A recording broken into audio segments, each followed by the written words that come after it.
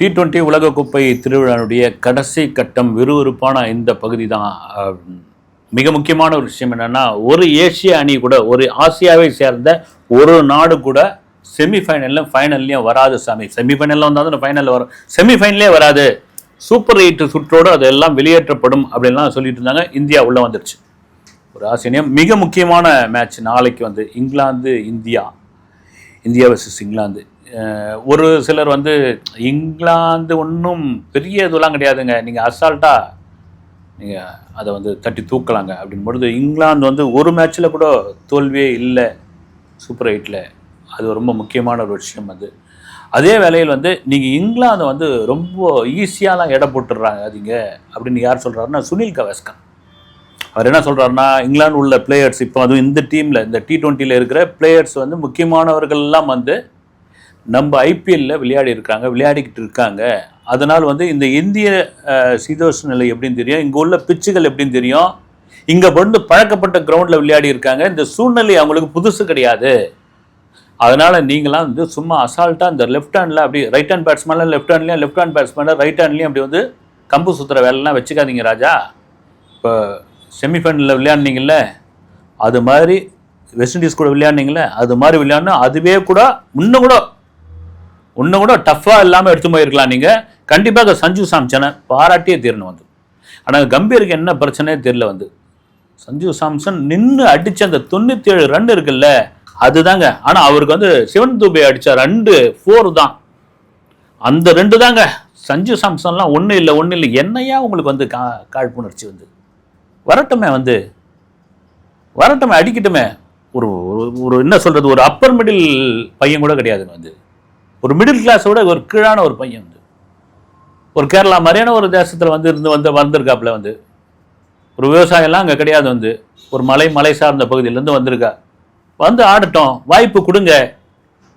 கபில் தேவ்லாம் என்ன சொல்கிறார், வாய்ப்பு கொடுங்கன்றாரு. சஞ்சு சாம்சனுக்குலாம் தொடர்ந்து வாய்ப்பு கொடுங்க. ஒரு பிளேயர்ஸ்க்கு ஒரு மேட்ச்சில் நல்லா விளையாடல அப்படின்னா அவனை தூக்கி வெளியே போட்டுறாதீங்க.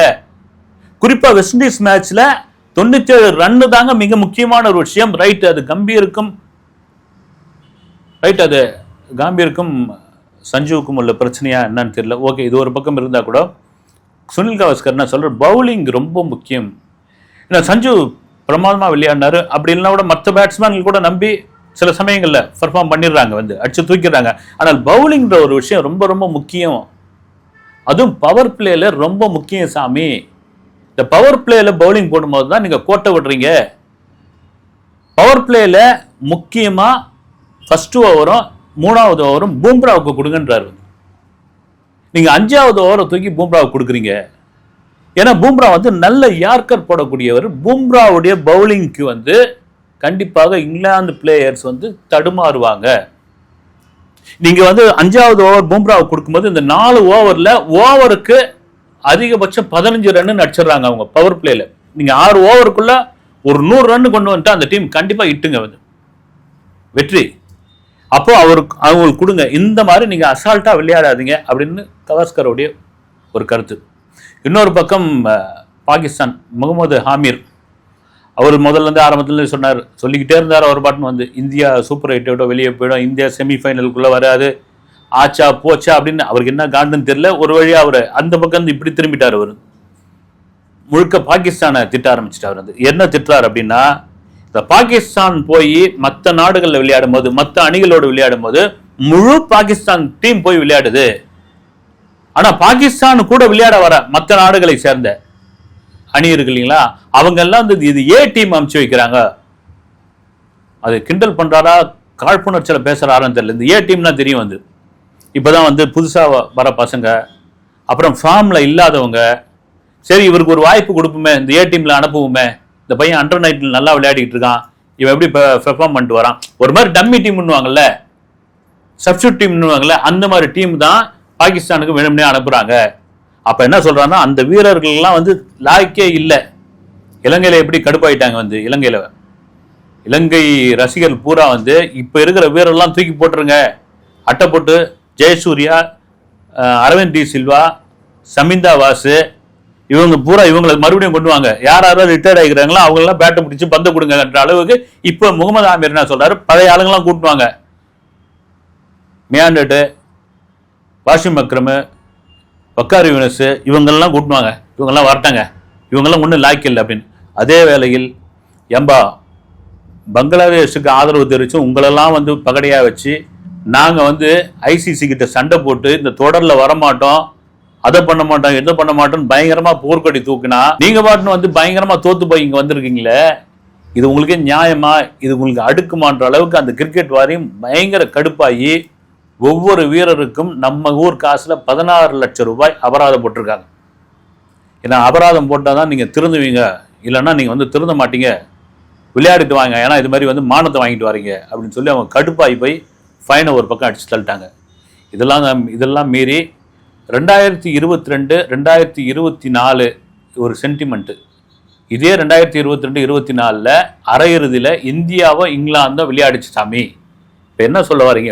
2026 அதே மாதிரி ஒரு சூழ்நிலை வந்திருக்குது. வெற்றி வாய்ப்பு அப்படின்றது வந்து யாராலையும் கணிக்க முடியாது. அதை தாண்டி பார்த்தீங்கன்னா நியூசிலாந்து தென்னாப்பிரிக்கா மேட்ச் ஒரு பக்கம், அது இருக்கட்டும். ஃபைனலுக்கு வந்து தென்னாப்பிரிக்கா தான், இந்த வீடியோ பேசுகிற வரைக்கும் அதான் தென்னாப்பிரிக்கா தான் முடிவு பண்ணி வச்சுருக்காங்க. அது தென்னாப்பிரிக்கா வெர்சஸ் இந்தியா. இல்லை, தென்னாப்பிரிக்கா எப்போவுமே வந்து ஒரு அன்லக்கி பர்சன் வந்து எந்த இதெல்லாம் அவங்க இந்த லீக்லாம் தாண்டி வந்து குவார்டர் ஃபைனல் கூட அடிச்சிருவாங்க. இந்த 50 ஓவரில் இந்த செமிஃபைனலில் கொஞ்சம் தடுமாறுவாங்க. மிஞ்சி போன ஃபைனலில் வந்தால் அவ்வளோதான். அவங்க கான்ஃபிடென்ட்டு இந்த சீட்டு கட்டில் ஒரு சீட்டை உருவனா எப்படி விழும் தட்டன்னு, அது மாதிரி அந்த தென்னாப்பிரிக்கா வீரர்களுடைய சீட்டை ஒன்றுத்தை உருவிட்டா மொத்தமாக கடன்னு விழுந்துடும் வந்து. ஆனால் இந்த முறை ஒரு ஸ்ட்ராங்கான டீம் வந்திருக்காங்க, அதில் மாற்று கருத்து கிடையாது.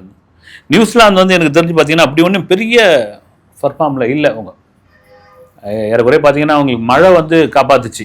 மழை வந்து ஒரு பாயிண்ட் கொடுத்து எல்லாம் பாகிஸ்தான் உள்ளே வர வேண்டியது. அது மழை வந்து நீங்கள் உள்ளே போங்க ராஜான்னு அதிர்ஷ்டம். ஏன்னா விளையாட்டில் ஒரு பக்கம் திறமை ஒரு பக்கம் தவிர அதிர்ஷ்டத்தில் உள்ள தள்ளி அப்படி அடித்து தள்ளிச்சு வந்து. இதில் முக்கியமான ஒரு விஷயம் என்னன்னா, இலங்கை இப்போ வந்து குய்யோ முறைன்னு கத்துறாங்க. வந்து கத்துறதுக்கான காரணம், முதல்ல கத்துறதுக்கான காரணம் என்னன்னா, பாகிஸ்தான் வந்து நாங்கள் விளையாட மாட்டோம்னு சொல்லிட்டாங்கல்ல, அந்த மேட்ச் பூரா இலங்கையில் தான். அதுவும் குறிப்பாக இந்தியா பாகிஸ்தான் மேட்ச் இலங்கையில் தான். அப்போ ஹோட்டல்ஸ் எவ்வளோ புக் ஆயிருந்தது, அப்போ எவ்வளோ ஃப்ளைட்டு வந்து புக் ஆயிருந்தது, கிரவுண்டில் டிக்கெட் எல்லாம் சோல்ட் அவுட்டு, அதுக்கு ஸ்பான்சர் எவ்வளோ, அதுக்கான டெலிகாஸ்ட்டுக்கு அவ்வளோ பெரிய காஸ்ட்டு, இதெல்லாம் போச்சே சாமின்னு இருந்தப்போ எப்படியாவது அவங்க வேண்டதுன்னா இலங்கை தோத்து போனால் கூட பரவாயில்ல, இந்த பாகிஸ்தான் ஜெயிச்சிடணும், செமிஃபைனலுக்குள்ளே வரணும், ஃபைனலுக்குள்ளே வரணும் அப்படின்னு அவங்க வேண்டிக்கிட்டு இருந்த காரணம் என்னென்னா, பாகிஸ்தான் செமிஃபைனலோ ஃபைனலுக்குள்ளே வந்திருந்தால் அந்த மேட்ச் வந்து இலங்கையில் தான் நடந்திருக்கும். அதனால தான் முதல்ல எந்த இடம்னு அவங்க வந்து ஃபிக்ஸ் பண்ணாமலே இருந்தாங்க. காரணம் தான் அவங்க இந்தியாவுக்குள்ளே வந்து விளையாட மாட்டாங்க அப்படின்னா ஆட்டோமேட்டிக்காக சொல்லவே தேவையில்லை, வருமானம் 3 மடங்கு இலங்கை கிரிக்கெட் வாரி இலங்கை கவர்மெண்ட்டுக்கே.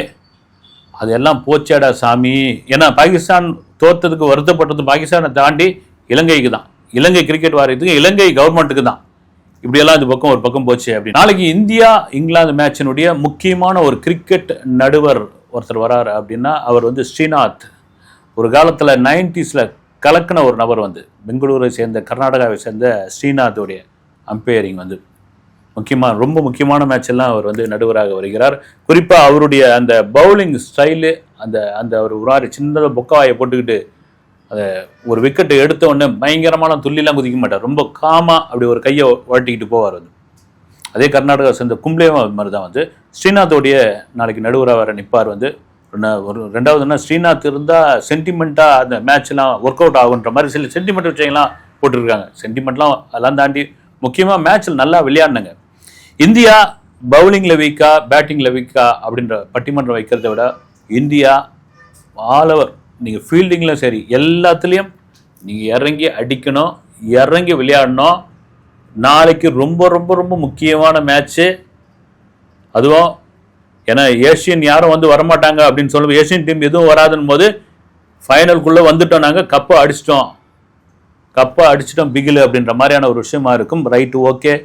நாளைக்கு தெரிய போது செமிஃபைனல் முடிஞ்சு ஃபைனல் எப்படியாப்பட்ட ஃபைனலாக இருக்கும் என்பதை பொறுத்திருந்து பார்ப்போம். அடுத்த வீடியோவில் சந்திக்கிறேன். நன்றி.